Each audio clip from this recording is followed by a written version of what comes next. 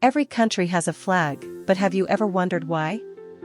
Why do millions of people wave colorful cloth like it's the most powerful symbol on earth?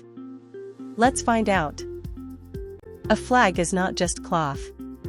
It's a country's identity, like its face.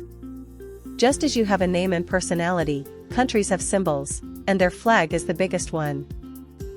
Flags help us recognize a country from far away. In the Olympics, every athlete is introduced with their flag, so even if you don't know the player, you definitely know the country. Of course, some flags look exactly the same.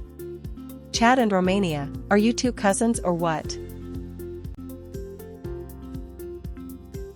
Every color has a story.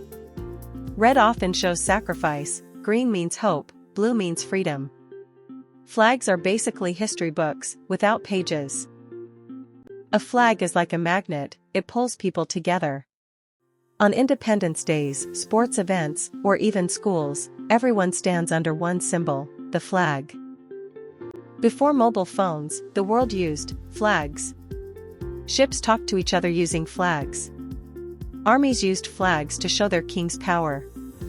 Ancient communication was stylish, just a bit windy.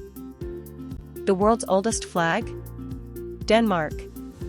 Their flag is older than most countries, and definitely older than your Wi-Fi. Flags also hide meanings in symbols. Japan's circle is the sun. Canada loves its maple leaf. Pakistan's crescent shows progress. And Nepal said, rectangle? No thanks, and made the world's only triangle flag. Libya once had a flag that was just green. The whole thing. If you lost it on the grass, good luck finding it. A flag can make millions emotional. When it rises, people remember their heroes, their struggles, and their achievements. So next time you see a flag, remember, every color, every shape, every symbol hides a story. Countries don't just have flags, they feel them. So next time you see a flag, remember, every color, every shape, every symbol hides a story. Countries don't just have flags, they feel them.